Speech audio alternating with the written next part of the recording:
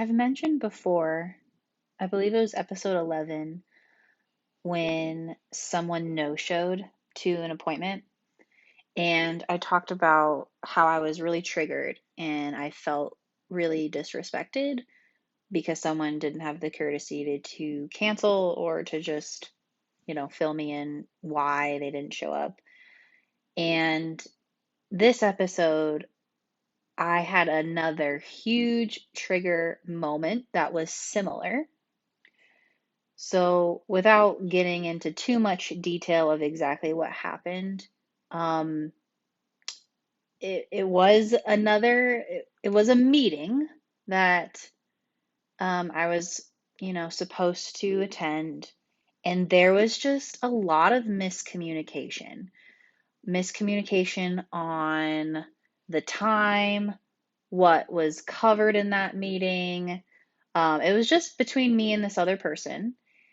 Was it a phone? Was it Zoom? Whatever. It's all bullshit. The actual event itself doesn't matter, but I was so triggered after everything went down and happened, and I actually pulled up this list that I printed beforehand because I knew I was going to be triggered. So I made this list of things to look at the next time I'm triggered with a particular person. Um, and I wanted to share that with you in this episode. I wanted to share what was passed on to me that really helps you get out of that headspace when you are having an interaction with someone and something either they say or they do triggers the shit out of you, and then you're just spiraling. You're just in a very negative space, low vibe, just awful.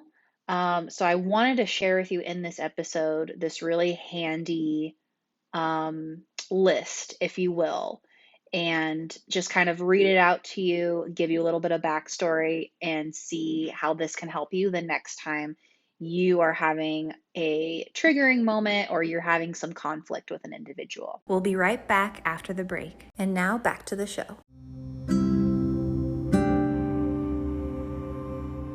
Quick backstory on what this sheet of paper is. I belong to this group of women who I met over Facebook, never met them in person, but they are all coaches. They're all powerful, badass women. And one of the coaches on there, she is also really into Tony Robbins. And so am I. Like, we share that in common of just how much we really value his content. And she shared with me this like exercise, and I think Tony Robbins actually drafted these questions, so I hold no credibility on these questions that I'm about to share in this episode. I definitely did not make this up, so maybe Tony Robbins made them up. I'm pretty positive he did, but anyway, the goal of this is to just become more aware and know that when you're triggered, you can change how you feel. You do have the ability to reframe and get a little bit more clear and level-headed after you're being triggered. So it's particularly, it works when you encounter conflict with another person. So an example, right, getting stood up, or like having just in general triggering conversation. So what happened to me was, in general, I just did not I felt like that person was blaming me for what was going on. And so I just didn't appreciate the finger pointing. So I'm going to just read out loud some of the questions that you can ask yourself the next time that you're triggered by someone else. So, number 1, am I willing to learn something valuable from this experience, right? What can I actually learn? Number 2, Am I willing to do something different right now to make this better? And for me, I immediately, when I was pissed off, I immediately played my favorite playlist. Like, it's basically my up playlist, my playlist that just makes me want to dance and like puts me in a good mood. So I did. I was willing to change it up when I was feeling pissed. Number 3, what is really upsetting about the situation? And I had to ask myself, why am I actually really pissed? Is it this person? Is it the meeting? What the hell is really wrong? And like I said, I just didn't appreciate how it felt manipulative. It felt blamey. So really, it comes down to respect. It comes down to feeling when other people feel like I'm incompetent, not being okay with that, feeling insecure about that. So yeah, doing that deep work of what is really upsetting about this situation.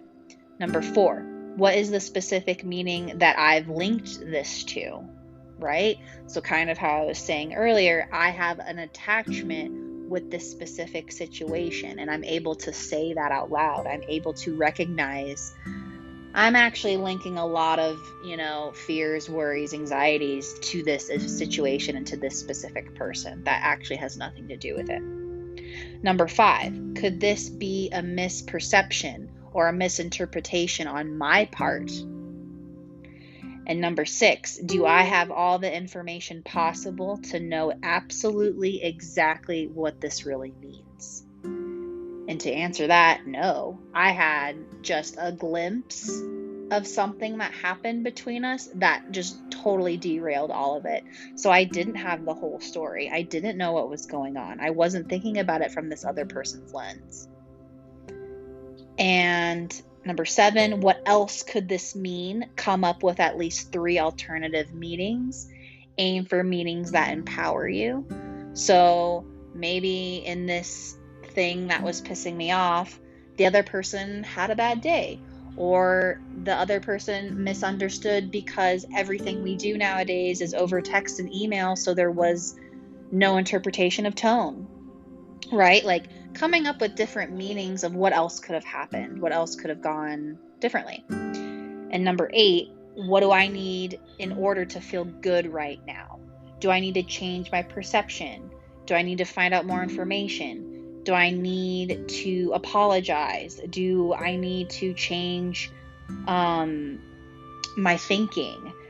Do I need to just remember who this person is? And do I want a relationship with them? A lot of self-reflection questions here. But the last one, number 9, how can I communicate my needs in a way that truly empowers the relationship?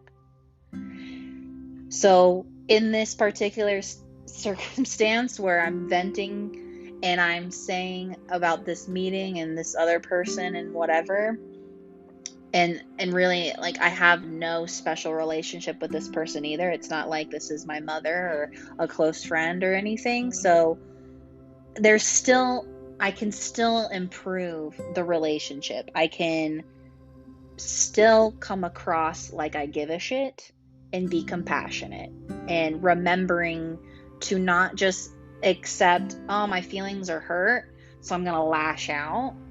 Like, that to me doesn't feel good. It doesn't feel aligned. I'd rather take the time for myself, listen to that podcast or listen to that playlist that made me happy. Think back on, reflect on these questions. What do I actually think is going on? What do I need to be doing? And breathe.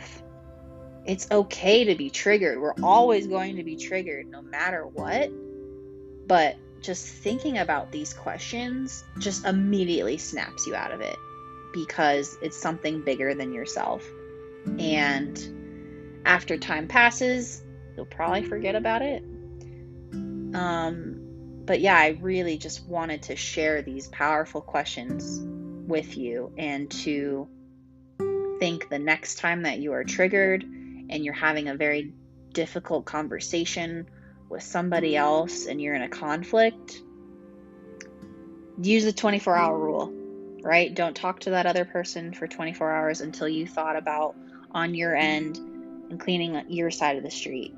right? Like making sure you're doing everything in your power and processing what you need to do before you go attack the next person, because you never know what the other person's going through.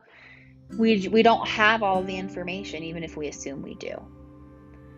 So the lesson of the day: make sure the next time you are in a conflict with someone else, or you're having a triggering conversation, do some self-reflection.